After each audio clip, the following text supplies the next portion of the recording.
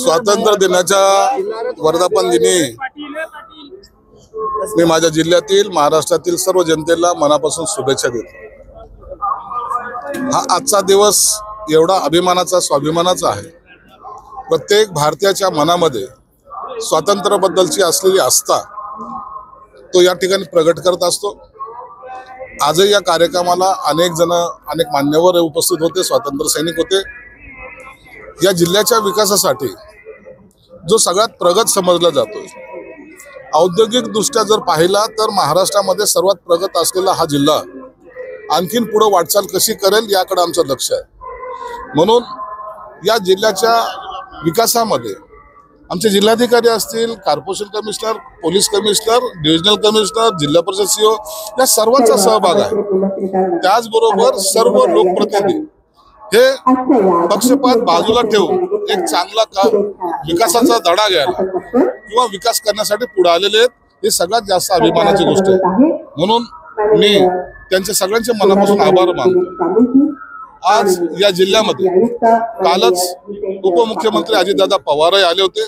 त्यांनी सुद्धा एक मला तुम्ही तुमचा नियोजनाचा आराखडा द्या, मी त्यासाठी तातडीने मदत सर्व पद्धतीने करेन असं आश्वासित सुद्धा केलेलं आहे। माझ्या जिल्ह्यामध्ये 20 एकर लँड जी कृषी विभागाची आहे ती सुद्धा आपण आता संपादित करतो। त्या ठिकाणी कन्व्हेन्शन सेंटर एक मोठं उभा करतोय, जेणेकरून मराठवाड्यामध्ये एक मोठी शान प्रत्येक कामासाठी त्याचा उपयोग होईल अशा पद्धतीचं ते सेंटर असणार आहे आणि त्याला जवळपास 500 कोटी रुपयाचा खर्च अपेक्षित आहे।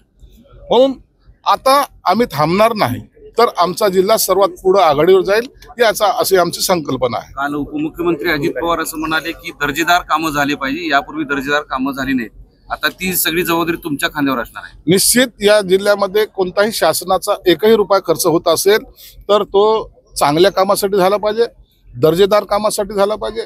त्यामध्ये कुठेही बोगसगिरी किंवा चुकीचे काम करणारा जो कोणी असेल त्याच्यावर निश्चित कारवाई सुद्धा केली जाईल। म्हणून यापुढे आता कोणतेही गैरकृत्य किंवा गैरप्रकार या जिल्ह्यामध्ये होणार नाही याची काळजी आम्ही सर्वजण घेतो। नाही, आता जी पाईपलाईन टाकली गेलेली ते सर्व अँगलने पाहून तपासून हायकोर्टाने सुद्धा त्या मॉनिटरिंग केलेलं आहे। म्हणून आता जी टाकलेली ते योग्य पद्धतीने टाकले गेलेले आहे। येणाऱ्या 19 तारखेला मुख्यमंत्री माननीय देवेंद्र फडणवीस हे या शहरात येणार आहे आणि त्या दिवशी या 26 MLD पाण्याचा पुन्हा एकदा स्रोत आपल्याला ॲडिशनल या शहराला मिळणार आहे। त्यामुळे जे 8 दिवसाला पाणी होतं ते आता 4 दिवसा 3 दिवसा आणि किंवा 4 दिवसाच्या आड पाणी प्रत्येकाला मिळणार आहे।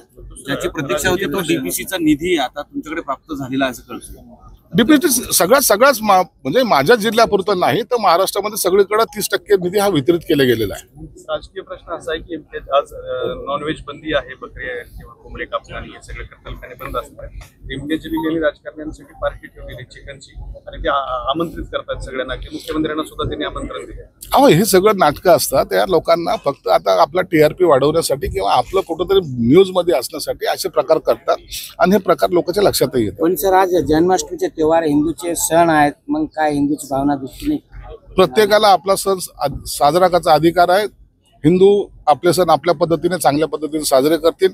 ज्यांना कुणाला विरोध करायचा त्यांनी विरोध करावा, त्यांना काय खायचं नाही खायचं त्यांनी ते करावं, परंतु याचा निश्चितच दखल हा प्रत्येक भारतीय किंवा प्रत्येक नागरिक हा घेत असतो। मुंबईमध्ये फक्त राज ठाकरेंची मनसे आणि उद्धव ठाकरेंची ठाकरे सेना यांची ताकद आहे, बाकी दुसऱ्या कुठल्याही पक्षाची ताकद नाही। राज ठाकरे प्रत्येक पक्ष आपली ताकद आहेच असंच म्हणतो, कधी कोणताही पक्ष आपली ताकद नाही असं कधी विधान कोणत्याही पक्षाने केलेलं नाही। म्हणून त्यांनी केलेलं विधान काही विपरीत किंवा वेगळं विधान केलं असं मला वाटत नाही। सर, खैरे साहेबांच्या कानामध्ये मंत्र दिलं, काय कान मंत्र दिलाय? दरवर्षी इथला काय कान मंत्र दिलाय का? अरे, खैरे हे आमचे नेते राहिलेले आहेत, जुने माझे सहकारी राहिलेले आहेत, आम्ही बरोबर काम केलेलं आहे आणि तुम्ही पाहिलं त्याच्या सत्तेमध्ये असो नसो ते प्रत्येक वेळेला कार्यक्रमाला हजर असतात आणि असा जर कार्यकर्ता म्हणून जो प्रत्येक कार्यक्रमाला हजर असतो त्या टायमाला त्याचं वेलकम करणं किंवा त्याला शुभेच्छा देणं आणि त्यांच्या शुभेच्छा स्वीकारणं एक पद्धत आहे, संस्कृती आहे।